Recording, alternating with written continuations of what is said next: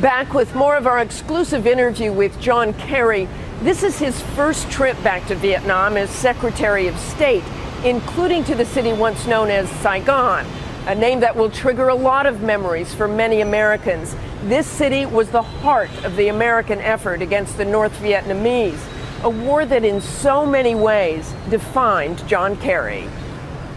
This morning, an extraordinary moment. Secretary of State John Kerry in the Mekong Delta, back on the same waters he patrolled 44 years ago as a Navy swiftboat commander, a tour that earned then Lieutenant Kerry a Silver and Bronze Star. What I really remember about it more than anything is the sense of everybody's commitment to doing their job, getting things done, working together effectively. It was exciting and scary and exhilarating and all kinds of emotions, sad. I mean, it was all kinds of things at the same time. But what really sticks with you is there was a camaraderie and a sense of accomplishment and purpose that was very special. You saw a lot of death. You also took a man's life.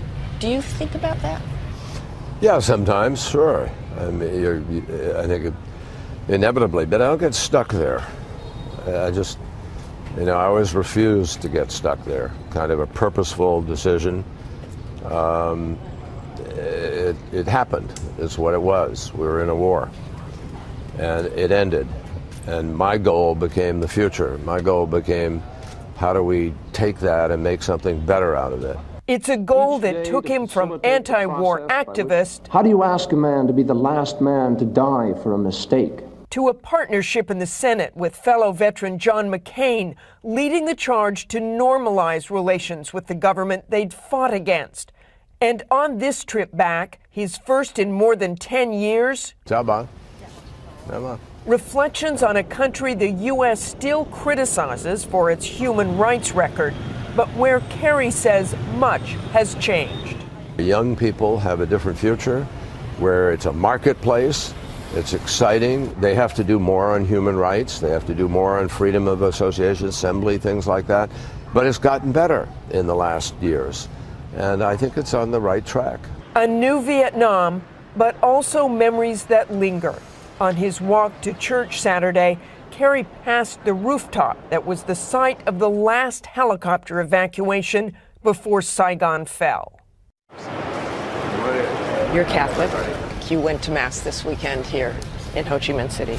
You talked about the Vietnam War really shaking your faith. How did you get that back? I just thought about it a lot. I think I had a sort of epiphany, a moment where it just occurred to me that there still is a purpose in God's work that defines itself sometimes differently from the ways one might superficially think. And you read the letters of St. Paul, and you read other parts of the scripture, and it talks about suffering, and it talks about adversity, and I sort of began to put that in a better place, not see it so much as a determinative God who makes every decision for everything that happens, but rather creates a framework within which we're responsible for making things happen. Remember President Kennedy's words, "Here on earth, God's work must truly be our own." I think that pretty well sums it up. And now we honor our fellow Americans who are currently sacrificing and serving.